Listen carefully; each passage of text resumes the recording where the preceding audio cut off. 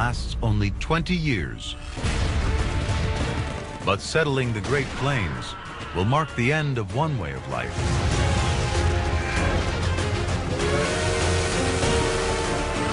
and the birth of another. 1876. A century of government policies target Native Americans. 371 treaties to keep them separate, isolated, remote. Most of America's 300,000 tribespeople now live on government-assigned lands, reservations. But resistance is still fierce. I think probably the darkest spot in our history, for me at least, is what happened to the Native Americans. We came here and confiscated their homeland. I think we have a real sense now of what our part was in that. One that I would love to see redefined, rewritten. Across the Great Plains, the federal government acquires millions of acres of the Native Americans' traditional hunting ground to make way for the Iron Horse. The Sioux are forced deep into the Black Hills. As a young boy, Black Elk witnesses the coming of the railroad and the destruction of the buffalo herds. Now, age 12, he's about to be part of the Sioux Nation's last triumph. White men come in like a river. They told us that they wanted only a little land. But our people knew better.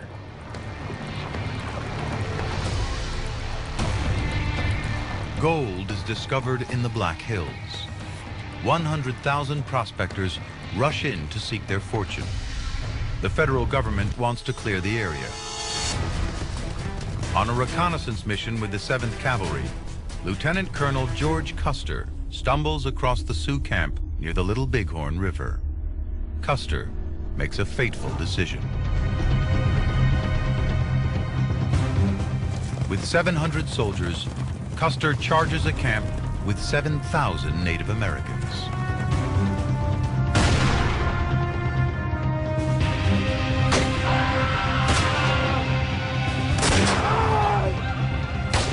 Within 3 hours, all the men in Custer's regiment are dead. The Sioux win the battle, but will lose the war.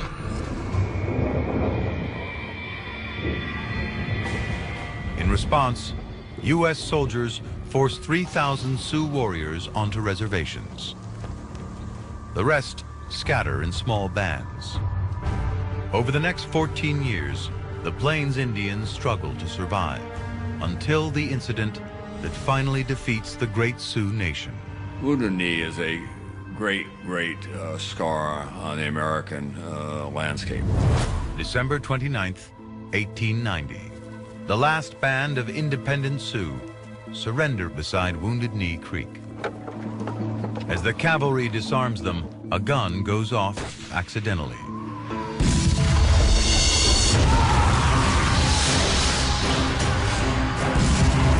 It triggers a massacre. Within minutes, over 200 Sioux warriors, women, and children are dead.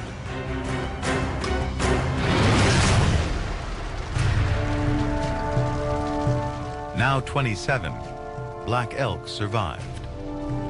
When I look back now, I can still see the butchered women and children lying heaped and scattered, as plain as when I saw them with eyes still young. And I see that something else died there. A people's dream died there. It was a beautiful dream. The railroad has transformed North America. In just 30 years, 30,000 miles of track across the continent. More than the rest of the world put together. Thousands of new towns spring up around railroad stations, one every 8 miles. 5 rail lines link the east and west coasts. The railroad even changes time itself. Until now, Americans set their clocks by the sun. 8,000 different times along 500 rail lines.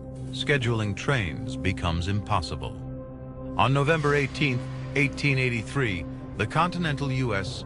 is reduced to just 4 time zones. Standard Time is born. The railroad is now the largest employer in America. Nearly 1 million workers.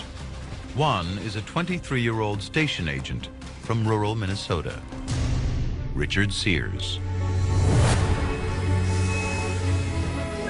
With the U.S. adjusting to new railroad times, Sears turns entrepreneur and buys a batch of pocket watches. He offers them to other station agents and waits. Bingo. An order comes through, followed by another, and then another. Within 6 months, Sears sells all his watches, 2,500, earning 10 times his railroad salary. Realizing he can use the railroad for sales and distribution, Sears jumps on the opportunity with an idea that will transform the nation, the mail order catalog. I think Americans are naturally entrepreneurial. If you worked hard and if you had good ideas and you were willing to make short-term sacrifices, you could succeed in this country. Next one, this is number 1. 10 years after selling his first watch, Sears publishes a 700-page catalog. Now based in Chicago, he processes over 35,000 orders a day, delivering refrigerators, pianos, and in 1 year, over 100,000 sewing machines. Using the railroad, Sears can sell virtually anything, anywhere in the country. What really transformed this country wasn't just the westward migration and the development of cities in the east, but the ability to move products across great distances. Linking together what had previously been very disparate little settlements that had to be largely self-sufficient. By the end of the 19th century, America has 200,000 miles of railroad track, linking the local markets and creating a national economy. Over the next 40 years, the amount of freight carried by rail shoots from 55 to nearly 700 million tons. Resources from the Midwest feed the country's growing industries in the East. The United States overtakes Britain as the largest manufacturer on Earth, soon producing 30% of the world's goods. The railroads laid the basis for the creation of the single largest market in world economy. And this made it possible for the United States to become the global economic power that it did by the end of the 19th century. In 20 years, the U.S. population doubles to 80 million. The number of cities triples. 7 million Americans leave the country for the nation's booming urban centers.